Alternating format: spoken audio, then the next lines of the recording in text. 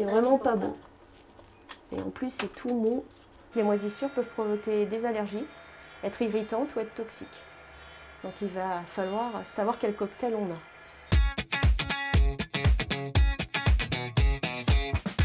Si je résume ce que vous m'avez envoyé par mail et dont vous avez fait part au médecin, c'est un problème de toux que vous avez dans le logement, et particulièrement dans la salle de bain, c'est ça? Oui. Vous êtes suivi par un allergologue ou c'est le médecin qui vous donne Non, c'est ça? le médecin. C'est d'accord. Et les traces de moisissure dont vous me parlez dans la salle de bain, elles datent de quand? Depuis 2 ans et demi. Si j'ai bien compris, il y a une infiltration via la VMC, réparation du toit, vous êtes en conflit d'assurance, ça j'ai compris. Du coup, il n'y a pas eu du tout de travaux de fait à l'intérieur de la salle de bain. Non. Ça fonctionne déjà, hein?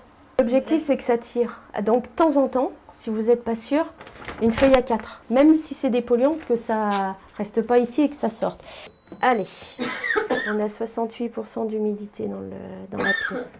Alors, la norme, elle est 45-55. Je vous laisse derrière l'ensemble des produits à éviter quand on a des pathologies respiratoires. D'accord ?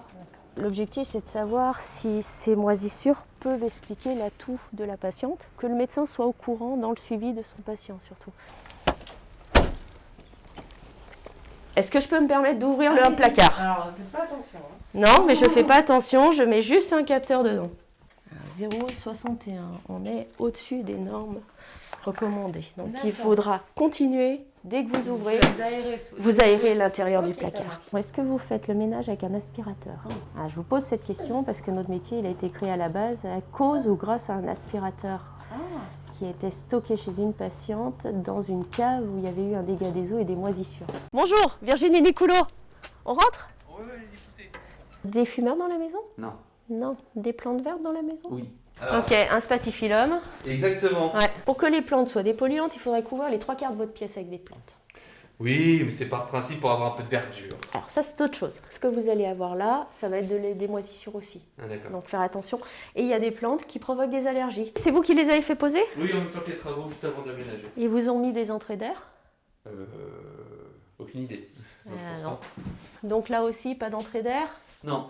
Vous aurez beau aérer, vous n'aurez pas la même qualité que quand vous ventilez aussi. Ouais, vous devez avoir des entrées d'air qui permettent de choper de l'air extérieur et de le ramener dans la maison, qui se chargent des polluants, qui se chargent de l'humidité qui est évacuée dans les pièces humides. Si vous enlevez le poumon de votre maison, elle ne respire pas. L'objectif, c'est que chaque personne puisse avoir affaire à notre service, qu'il ait une couverture mutuelle, qu'il soit 4 salariés.